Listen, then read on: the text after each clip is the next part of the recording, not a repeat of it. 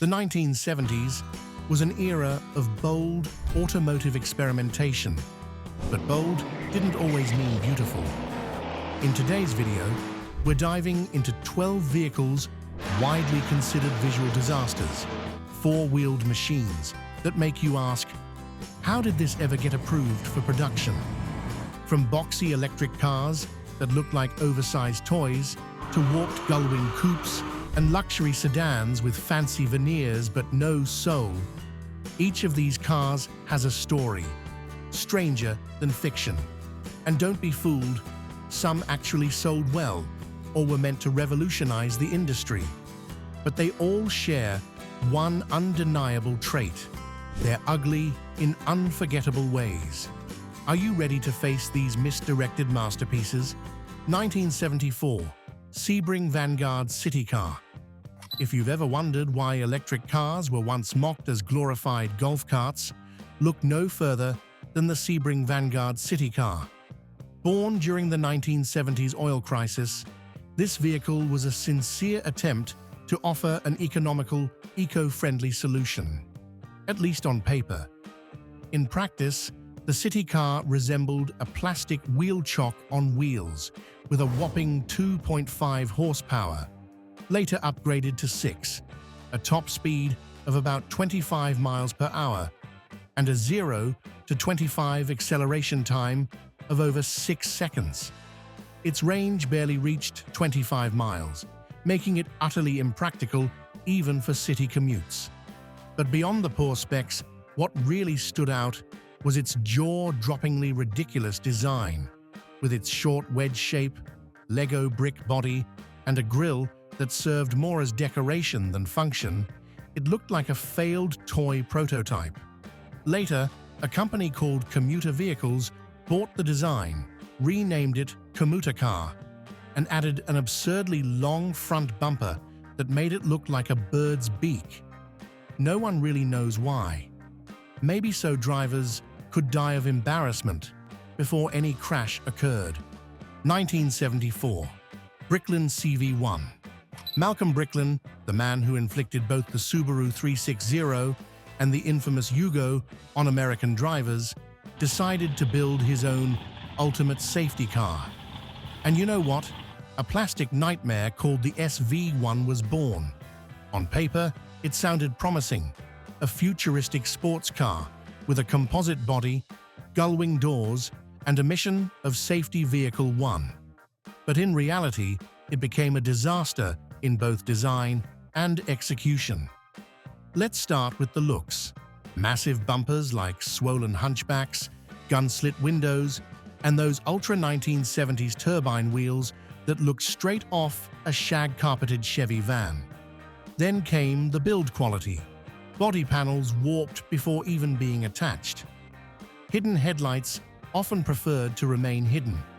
And those 90-pound gullwing doors, they'd jam, bend, or snap under hydraulic strain. Worst of all, the faulty electrical system would trap people inside the car.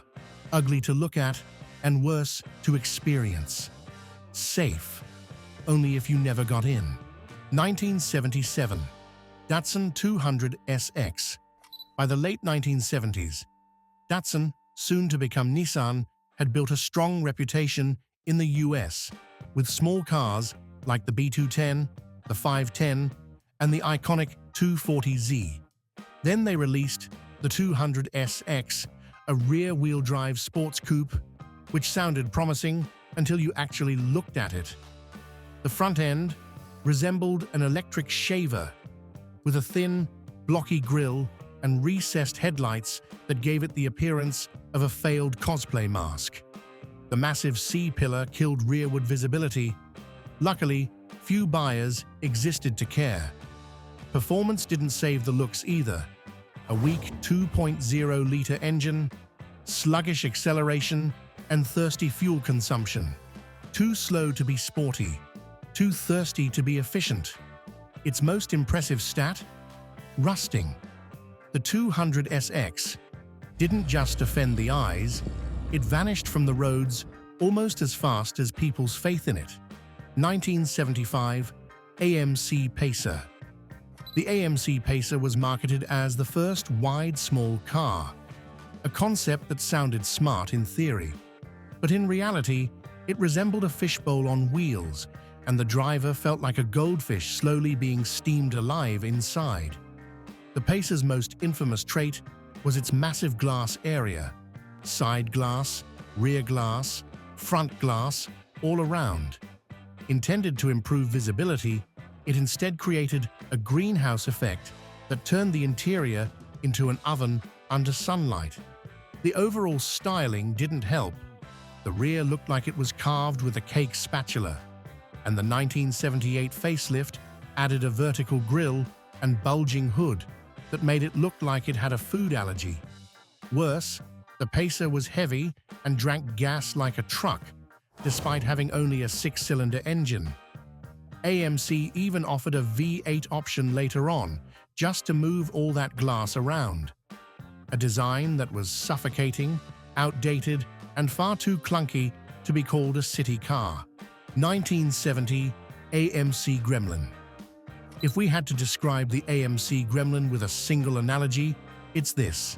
It looked like a car that had its rear end chopped off. And that's almost literally what happened. AMC took the front half of a Hornet, abruptly shortened the body, slapped on a hatch, and voila, the Gremlin was born. Incredibly, the Gremlin was a sales success, priced about 1/3 cheaper than most small cars of the era. It hit the market just as the oil crisis began, appealing to drivers looking for affordable, fuel-efficient transportation. But aesthetically, it was a mess. The rear glass sloped sharply, the back end looked chopped, and the proportions felt like a botched Photoshop job. Even more bizarre, AMC originally considered an alternate design that was reportedly even uglier, rejected by lead designer Dick Teague himself. Ironically, the Gremlin's so ugly its iconic look helped it become a symbol of a bold era, even if that boldness wasn't always beautiful. 1973 Reliant Robin. The Reliant Robin is arguably the most famous three-wheeled car in Britain, not for its innovation or practicality, but because it's hilariously bad. In pop culture, it's often shown tipping over, wobbling around corners, or flying off the road at the slightest provocation. The idea was clever on paper. With only 3 wheels, the Robin could be classified as a motorcycle, avoiding certain taxes and regulations. But in reality, 3 wheels doesn't equal smart, especially when the single wheel is up front, creating terrifying balance issues. Visually, the Robin looked like a stretched egg with a pointy nose, straight out of a cartoon. Inside, the interior was bare-bones minimalism, just enough room for seats and a steering wheel. Its predecessor, the Reliant Regal, had at least a trace of dignity. The Robin had none. It was what you bought when you couldn't afford a real car. And to this day, no one truly knows why so many were ever made. 1974 Vandenlass 1500. That's how British Leyland gave birth to the Vandenlass 1500, a desperate attempt to turn failure into luxury. In theory, it was the upscale version of the Allegro, aimed at those who liked refinement but didn't care about reputation. The body stayed the same, bulbous and outdated, but a Rolls-Royce-style grille was slapped on the front. Yes, seriously, Rolls-Royce, on an Allegro. Inside, you got leather upholstery, faux wood trim, and even a folding table for enjoying lunch while waiting for a tow truck. All this nearly doubled the price of a regular Allegro. This wasn't just a styling disaster, it was a textbook case of failed badge engineering, where a cheap car is dressed up to look premium but remains, at its core, garbage with chrome trim. 1972 Subaru GL Coupe. In its early years breaking into the US market, Subaru built a reputation for practical, efficient, and extremely modest-looking cars. But in 1972, The brand tried to get bold with the GL Coupe, an attempt to appear more stylish. The result? A coupe with a rear end that looked chopped off to fit inside a shipping crate. The body was long, but the tail was so abruptly short, it looked like someone took a chainsaw to it, slapped on a bumper, and called it a day. The proportions were completely off, like a car compressed to fit into international freight limits. The GL also featured rectangular headlights and a nondescript grille, bland and forgettable, further erasing any visual appeal the car might have had. Some joked this car wasn't designed at all, just boxed, shipped, and hastily glued together at the last second. It wasn't until the later Subaru 900 series that Americans began to take the brand seriously. 1974. Ford Mustang II. Whether the Mustang II was a smart pivot or a regrettable misstep remains debated. But let's set that aside today. What we can all agree on is that the Mustang II gear was the moment the Mustang lost its identity. In an attempt to adapt to the fuel crisis, Ford did the unthinkable. They shrank an American muscle icon. But instead of going compact and sporty, they dressed it up in outdated luxury. The gear version came adorned with a wine-colored vinyl roof, opera windows, and chrome trim from end to end. From a distance, it looked more like a cleaned-up Ford Granada than a real Mustang. Even the wheel covers were lifted straight from the Granada, as if Ford wasn't even pretending anymore. Under the hood sat a lethargic four-cylinder engine, a power plant completely mismatched with the Mustang legacy. And though the Mustang II sold surprisingly well due to the era's fuel-conscious mood, the gear variant is still remembered as a quiet embarrassment in Mustang history. A hard lesson that adapting to survive doesn't mean sacrificing soul. 1977. Volvo 262C. In 1977, Volvo decided to enter the upscale sports coupe market, aiming to compete with Europe's luxury two doors. The result was the Volvo 262C, a car many described as a Volvo 240 that had been squashed from above. The concept sounded promising. Take the 262 GL platform, ship it to famed Italian design house Bertone, and transform it into a sleek, two-door luxury coupe. But instead of refined proportions, Bertone chopped 2.6 inches off the roofline, making the entire car look like it was tailored for people under 5 feet 7 inches. This design stripped Volvo's usual sturdiness of all grace. It looked heavy, awkward, and suffocating.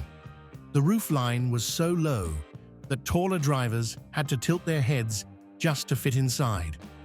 Inside, the 262C had Connolly leather and real wood veneer, but few noticed, as most were still wondering, why did Volvo make this? Amazingly, over 6,600 units were sold across 5 years. Maybe Sweden really did love the Lincoln Continental back then, but that doesn't mean they had to try building one from scratch. 1978, Oldsmobile Cutless Aeroback.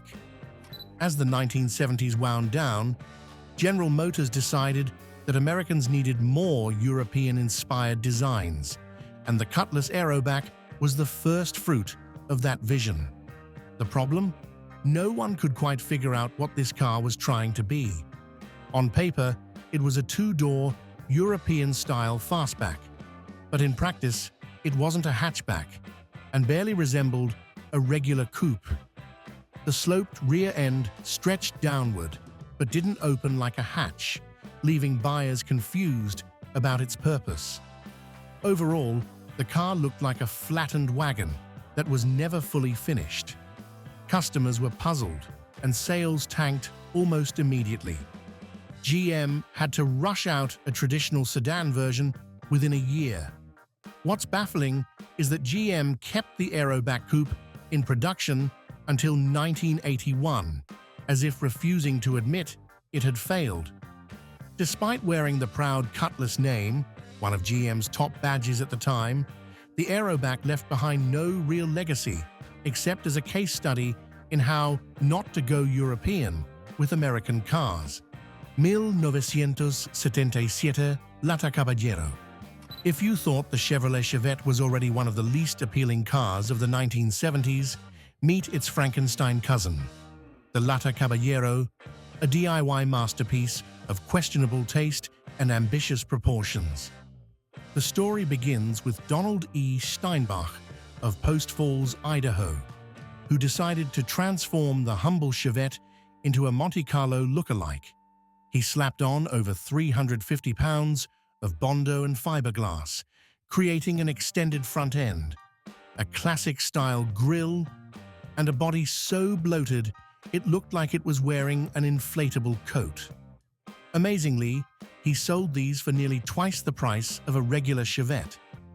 Believe it or not, nearly 100 units were hand-built, including a few El Camino-inspired pickup versions, which somehow looked even more absurd than the coupe.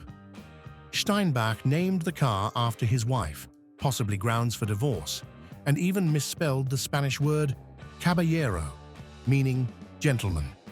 The whole affair was a tragic comedy of language, design, and finances. From squashed coupes to bumper-shaped EVs, today's list proves one thing.